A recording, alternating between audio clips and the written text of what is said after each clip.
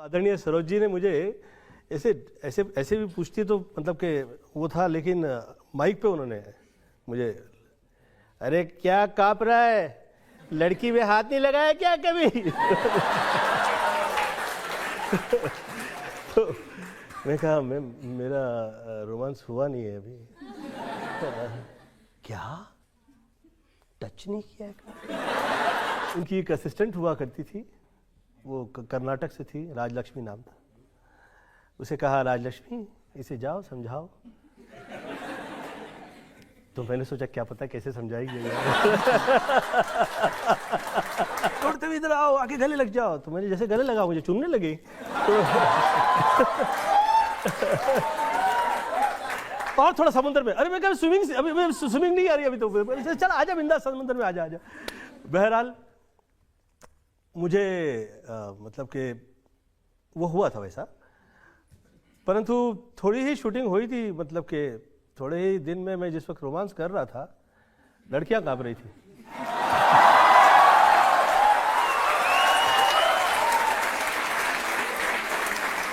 मेरे फिल्मों के जो गाने थे वो तो सब आपको पता है कि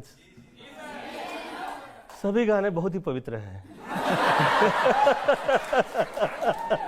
मतलब कि सरकाई लोग खटिया झाड़ा लगे, मिर्ची लगे तो मैं क्या करूं, ये मतलब कि सहज।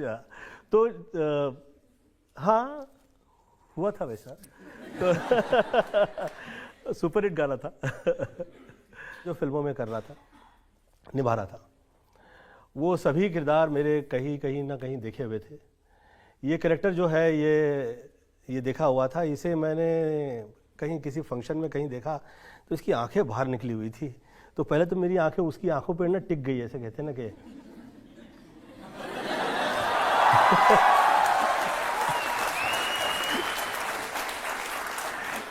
तो ये बेचैन टाइप की आत्माएं होती है ना जो ऐसे क्या है। तो अच्छा लगा, मुझे लगा इंटरेस्टिंग कैरेक्टर है। तो मैंने सोचा कि यार ये इसको पूछा जाए कि क्या है। तो इतने में पुलिस ने पूछ लिया उससे, क्या रे कौन है तू, किधर से आया, इधर कहाँ से घुसा? तो कहता है कि आँख किसको दिखा रहा है? तो कह रहा है अरे क्या दिखा रहा है, मेरा आँख ही जैसा है, क्या है?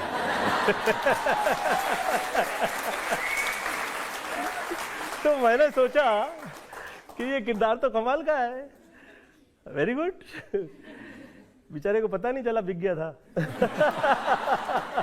ये सीन शूट हुआ, वो सीन हिट हो गया और after 9 hours exactly by 9 hours Coolie number 1 की शूटिंग शुरू हुई।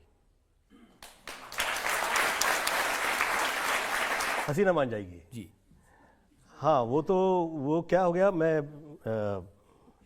ऐसे ही अगेन किसी महफिल की ये स्टोरी है कि जिसमें वो मैंने देखा भैया ये थोड़ा अलग है यार, इसे जो सवाल पूछ रहा है ना उसको टेढ़ा ही जवाब दे रहा है वो ना। तो उसे कहा क्या हाल है, क्या हाल है? जो तो मेरे को पैसे नहीं सीखे, कोई पूछता नहीं सीखा, आज पैसे आ गए तो पूछ रहे हैं क्या हाल है।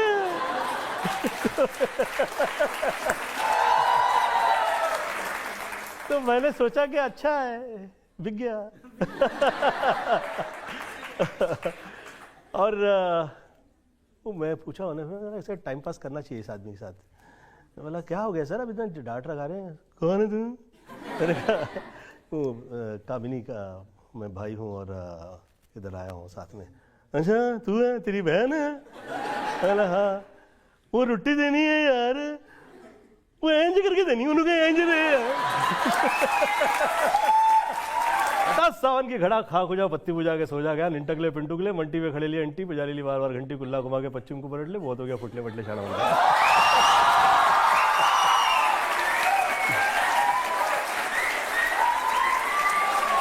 तो 25 फिल्में छोड़ दी क्योंकि प्रोड्यूसर सब जो थे वो सब इस टाइप के मिल गए थे उस टाइम पे।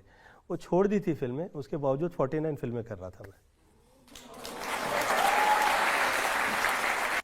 तो मैं जो यंगस्टर्स देख रहे हैं आज ये, मैं वो सभी से कहूँगा कि आप लोग कृपया योग और प्राणायाम किया करिए।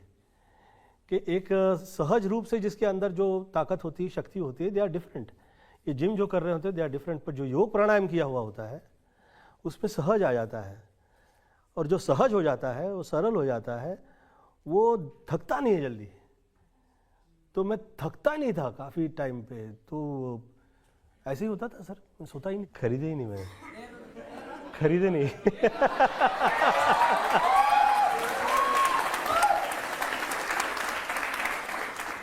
क्या है कि ये जो फिल्मों के अवार्ड हैं, ये इतना तय होता था, हम लोग सोचते थे कि यार हमारे साथ ऐसा क्यों हो रहा है, इतनी पिक्चरें हिट हो रही है और लाइन में हिट हो रही है, तो हमें मिलता नहीं है।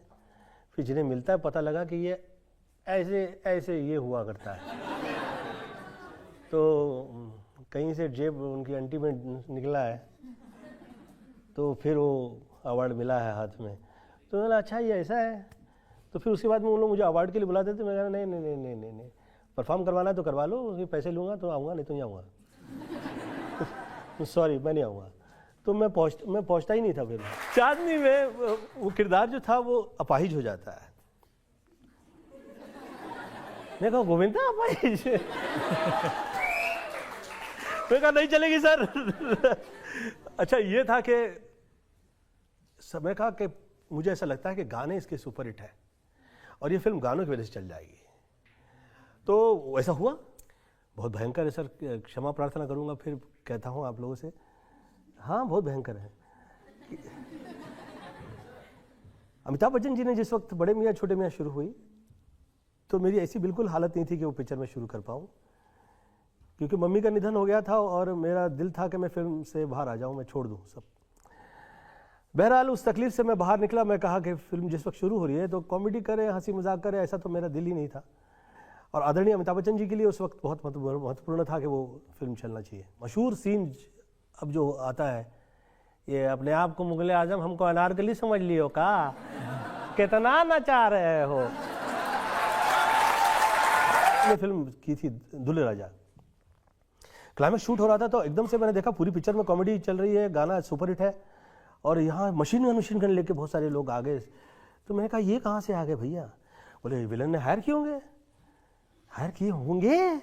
मैंने कहा ऐसे कैसे करेगा यार, ये तो कॉमेडी थ्रू आउट हो रहा है। और मैं कहा ये प्रेम चोपड़ा जी हैं और ये मनीष है और ये जो है, मुझे नहीं लगता कि मुझे फाइट और ये सब चीज़ की आवश्यकता है, ये तो हंसी मजाक में निकाल दूंगा मैं क्लाइमेक्स।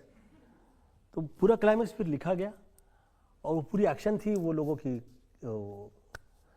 कैंसिल कर दिया। फिर शूट हुआ और वो सुपर हिट हुई फिल्म सर। रणवीर सिंह जो है, मैं मिला उस वक्त, मैंने उन्हें कह दिया कि आप सुपरस्टार हो और जो भी अभी नेक्स्ट फिल्में आएंगी आपकी, मुझे लगता है कि आप बहुत कामयाब हो जाएंगे, क्योंकि आर्टिस्ट में ये बहुत ज़रूरी है कि वो उसके अंदर तहजीब हो और बहुत ही शरीफ, और वो पढ़े और समझे और उसके बावजूद वो प्राउड नहीं करे किसी भी तरह का, तो वो उसमें है। ये हुआ यूँ कि ये मेरी फिल्मों में कॉमेडी होती थी पर मेरी फिल्में कॉमेडी नहीं थी।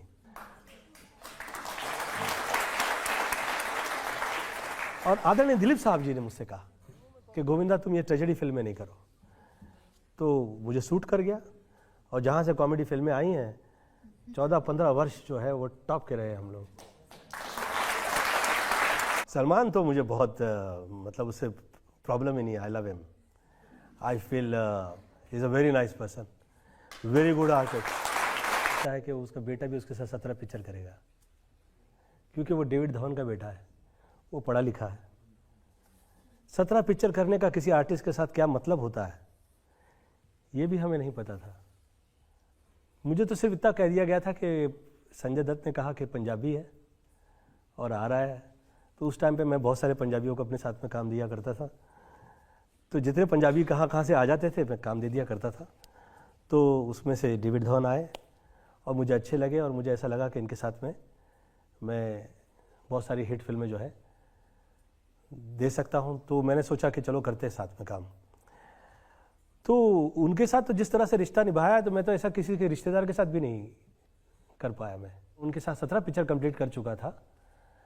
मैं उनको सब्जेक्ट सुनाया चश्मे बद्दूर का, उन्होंने वो ऋषि कपूर के साथ शुरू कर दी और जिस वक्त शूटिंग हो रही थी तो बोले मैं क्यों सुनने लगा यार, तू कर क्या रहा हो, पहले कहा तो कर, मुझसे कहता भी नहीं है, सब्जेक्ट भी उठा लिया, काम कर दिया। बहरहाल ये है, समझते हैं बात। परंतु जिस वक्त मेरे सेक्रेटरी उनके साथ समक्ष थे, उस वक्त मैं पॉलिटिक्स से निकला था तो थोड़ा मैं चेंज हो गया था। तो मैं कहा ये जो कह रहा होगा तुम उस वक्त फ़ोन ऑन रखना, मैं सुनना चाहूँगा कि ये कहता क्या है। तो डेविड का फ़ोन जिस वक्त कह रहे थे उनका फ़ोन ऑन था, तो फ़ोन पे मैंने सुन लिया वो कह रहे हैं कि चिच्ची बहुत सवाल पूछने लग गया है, और इतने सवाल पूछने लग गया है कि मेरा नहीं दिल है कि मैं उसके साथ काम करूं। उसे कहो जो छोटा मोटा रोल कहीं मिल जाए तो कर ले। अब ये बात उसकी जो मुझे इतनी दिल पे लग गई कि मैंने सोचा कि मैं अभी आगे इसके साथ, फिर मैंने सोचा मैं इससे 4-5 महीने बात ही नहीं की उससे। मैं 4-5 महीने बाद मैंने फिर उसको फ़ोन लगाया। मैं कहा कि चलो थोड़ा सा हम लोग गेस्ट अपीयरेंस करते हैं, जो तुम्हारे दिल की इच्छा है ना उसे भी पूरा करते हैं। थोड़ा सेकंड का मैं शॉट आके दे के चला जाता हूँ, तुम जहाँ शूटिंग कर रहे हो। फिर उसका फ़ोन नहीं आया। वो वाइफो वाली टाइप की नहीं है कि कहाँ गए थे, क्या कर रहे थे, इतनी देर से क्यों आए। ऐसा होता तो मैं तो पिक्चर फिल्म लाइन से बाहर हो गया होता। ज़रूरी नहीं है आपका रिश्ता हो, परंतु प्रेम है तो रिश्ता है। तुम फिल्म लाइन में आ रहे हो तो चलो ठीक है, फाइन, तुम फिल्मी नाम रखना चाहिए। तो फिल्मों में नकली नाम जो रखते हैं वो सब टॉप पे है। आदरणीय दिलीप साहब का नाम यूसुफ खान है, नकली नाम है। मिथुन चक्रवर्ती नकली नाम है, अक्षय कुमार नकली नाम है, राजेश खन्ना नकली नाम है, जितेंद्र नकली नाम है, धर्मेंद्र नकली नाम है, गोविंदा नकली नाम है। वही हुआ जो सही था। ऐसा नहीं हुआ कि कहीं हो गया। मतलब हाँ, शादी वादी तो हुआ यूँ कि सर जो मेरा विवाह हुआ ना, तो मम्मी ने मुझसे कहा कि गोविंद ये जो हो रहा है ये तुम 49 की एज में इसे फिर करो, और ये 49 की एज में करो और समुंदर पार करो। तो मैं कहा ख़ास तौर पे मैं उस 49 की एज में मैं फिर सुनीता से ही शादी की। और पूरी विधिपूर्ण की कि किसी भी प्रकार की विधि में उसका कष्ट ना आए। तो ये हुआ है, इसमें आरोप नहीं है सर। ये हुआ था कि 4 साल छुपाया। हाँ।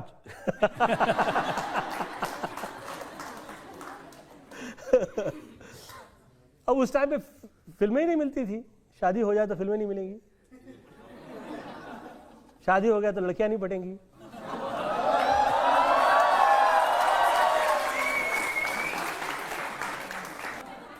ये बहुत कमाल है सर, ये बहुत कमाल है। उसी ने पटाया था मुझे।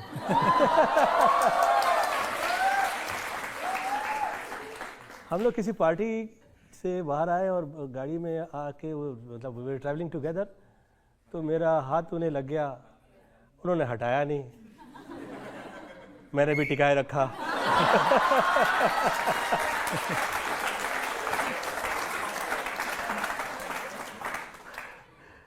फिर मैंने देखा वो थोड़ा सहलाने लग गई मुझे। तो मैंने सोचा करेक्ट।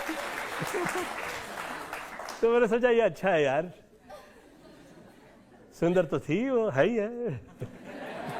तो हाथ पकड़ा है तो थामा है तो थाम ही लिया है। पॉलिटिक्स में ऐसे ऐसे ऐसे ऐसे करते करते ना दांत ऐसे हो गए थे। तो सब करेक्ट हो गया, सब मामला खराब नहीं। अभी ये हेयर स्टाइल जो है वो एकदम क्लीन हो गई है। तो मुझे ऐसा लगता है कि 49 की कैसे 49 पे हुआ ये, हाँ। और मैं यहाँ से प्रॉमिस करके निकल रहा हूँ ऐसे, मतलब कि हाँ, थोड़ा ज़्यादा कम तो नहीं हो जाएगा। मतलब कि मुझे ऐसा लगता है कि आपकी बॉडी पर्सनालिटी आप जब चाहें तब आप तैयार कर सकते हैं, आपकी इच्छा हो